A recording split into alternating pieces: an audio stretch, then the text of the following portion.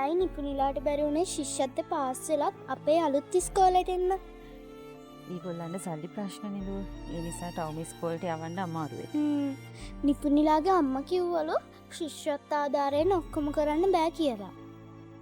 ඒක ඇත්තද? අපිට මාසෙට පඩියක් ලැබුණ නිසා ඔයා දැම්මට හැමෝටම මෙහෙම කරන්න බෑනේ. අම්මෝ සකුණලාගේ ඉස්කෝලේ හරි ලස්සනයි.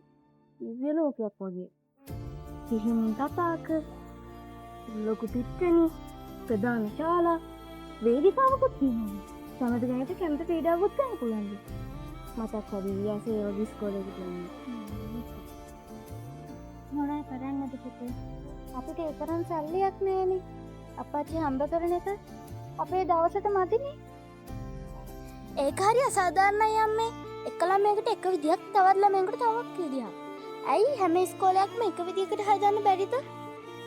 හදන්න නම් පුළුවන්. ඒත් ඉතින් අම්මේ මේ ඉස්කෝලේ දුප්පත් පොසත් ભેදය නැති කරන්න බැරිද? පුළුවන්. ඒ කොහොමද? චන්ද්‍රයට? ඒ කොහොමද? මට මතකයි අපේ අත්තා පොඩි කාලේ මට කතන්දරයක් කියලා දුන්නා.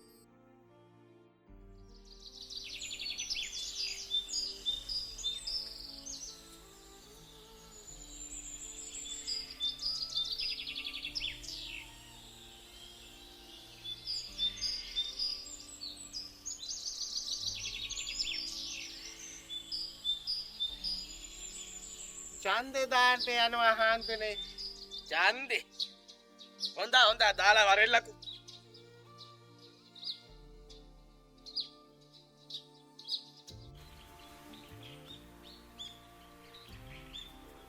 කොහෙද බොල මේ යන්නේ? ගන් සභාවට ඉල්ලන්න කියලා. ගන් සභාවට. හොඳ.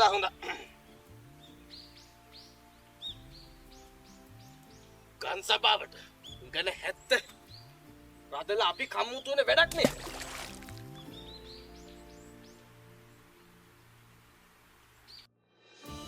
ඔයාලගේ අම්මා කියන විදිහට නිපුණේ මුළු රටම පාසල් විතරක් නෙමෙයි. රටම වෙනස් කරන්න පුළුවන් දෙයක් අපේ අම්මලා තාත්තලා ළඟ තියෙනවලු. ඔව් ලොකු වුණාම අපිට ඒක ලැබෙනවනේ. ඒත් ගොඩක් අය ඒක හරියට පාවිච්චි කරන්නේ නැහනේ. ඔව් ඒ තමයි ඡන්දේ බලය.